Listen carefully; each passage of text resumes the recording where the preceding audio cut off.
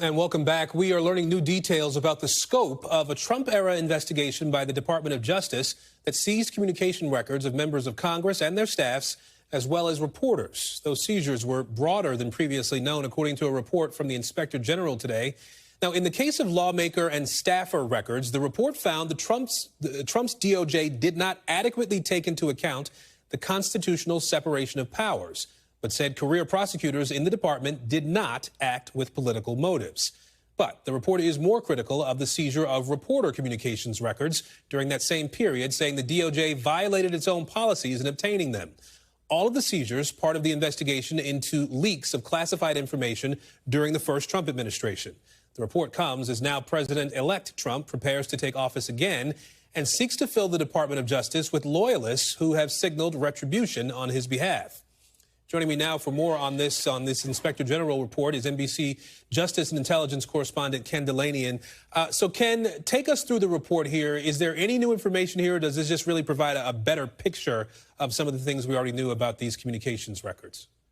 Well, what's really new here, Aaron, is the scope and extent of the inquiry into the congressional staffers and the lawmakers. It just wasn't known that the DOJ grabbed up the records of 43 congressional staffers, about half of each from both parties. And we did know about the two lawmakers, Democrats Adam Schiff and Eric Swalwell. But essentially, they issued secret subpoenas and other compulsory process requests to Apple and other providers, getting the telephone logs and text messaging logs for everybody who had access to the classified information. And what the Inspector General found was that these people were just doing their jobs. There was no reason to suspect them of leaking. And in fact, no charges were ever filed in these cases. Now, at the time, that didn't violate any rules. The Attorney General was never even informed about those subpoenas. Today, there are rules requiring line prosecutors to inform senior officials if they want to subpoena the records of members of Congress or staffers. But some congressional officials today are saying it should go further. Maybe Congress should be notified. In the case of the journalists, the issue was that, in fact, the DOJ did violate some of its own guidelines back then, according to this report. Now, the Biden administration put in new guidelines essentially prohibiting the Justice Department from secretly subpoenaing the phone records of journalists without first notifying the news organization so that they have a chance to contest it. But that's only a policy, Aaron. That could be repealed the second a new Attorney General takes office. Which sort of raises the question that a lot of people are kind of wondering here about this second Trump administration. Ken, could that return to the investigation that prompted these communications records to be seized in the first place, or could that expand on them?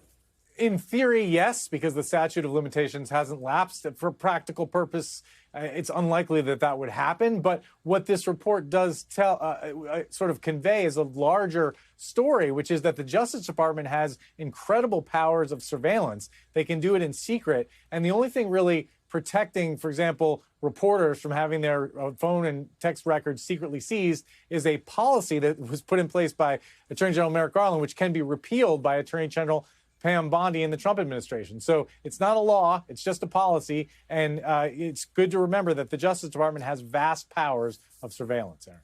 All right, Ken Dilanian for us at the Justice Department today. Ken, thank you. You bet. Thanks for watching. Stay updated about breaking news and top stories on the NBC News app or follow us on social media.